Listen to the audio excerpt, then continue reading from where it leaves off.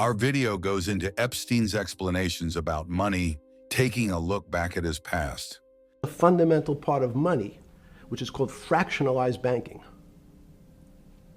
And fractionalized banking is something that finance people understand, and the people on the street, and when I say people on the street, that's where I was when I started on Wall Street, would find it impossible to believe.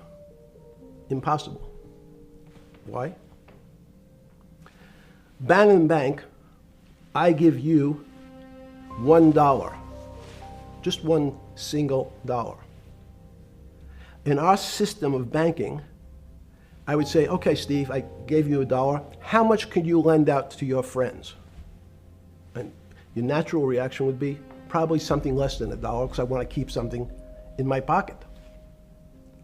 The way our system works is if you as a bank are holding my dollar, you can lend out an additional $8 or $9.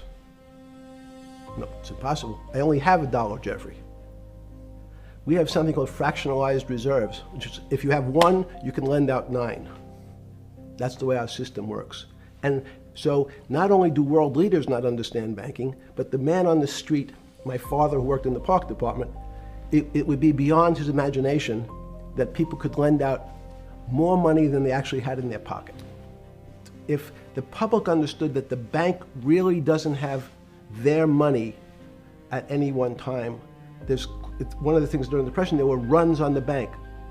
The reason the banks don't keep much money in the actual bank is they assume that not everyone's going to want their money on the same day.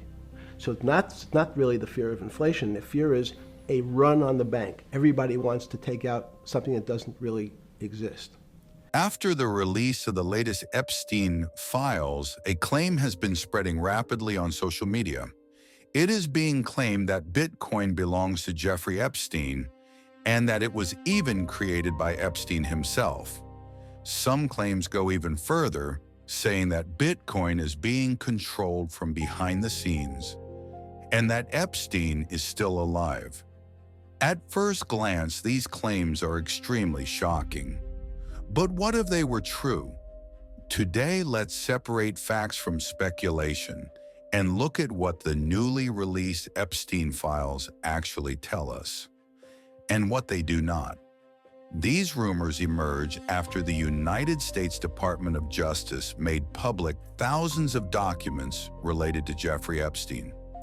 Among these documents, there is evidence of Epstein corresponding with some individuals involved in the early crypto world. And this limited information spread very quickly on social media, turning into different headlines and narratives. Suddenly, the following claims began circulating. Epstein was Satoshi Nakamoto. Bitcoin was created by Epstein. Bitcoin had been in his hands from the very beginning. However, none of these claims are verified facts. This needs to be stated clearly. There is no evidence that Jeffrey Epstein created Bitcoin. Bitcoin emerged in 2008 with a technical paper published under the name Satoshi Nakamoto. The Bitcoin network itself launched in 2009. The emails and documents being discussed today were written long after Bitcoin had already become an open and functioning network. There is no Bitcoin code written by Epstein. There is no cryptographic signature linking him to Satoshi Nakamoto. There is no document showing that he had control over Bitcoin. So this claim is not a fact, it is speculation. However, this does not mean that Epstein had no contact with the crypto world at all.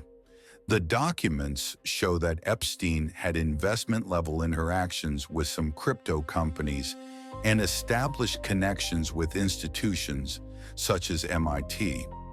Within these institutions, some Bitcoin developers were conducting academic research, but there is a critical distinction here.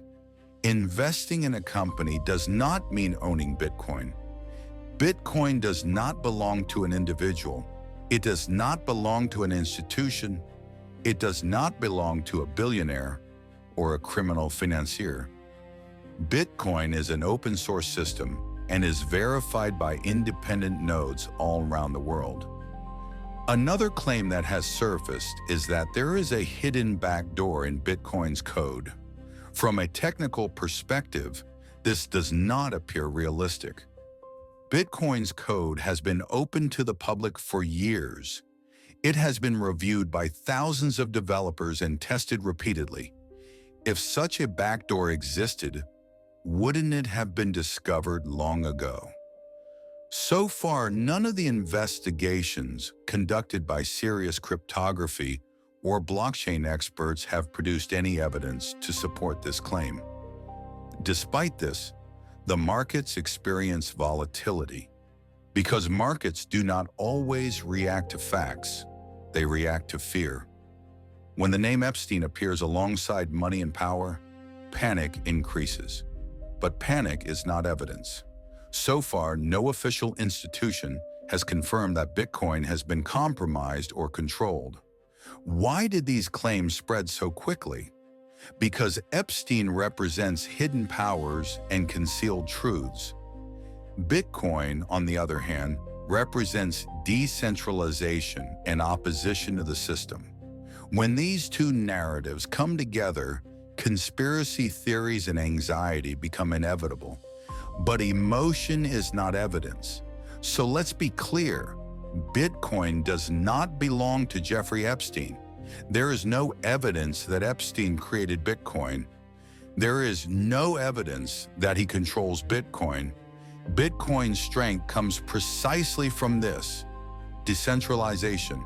And for that reason, it belongs to no one.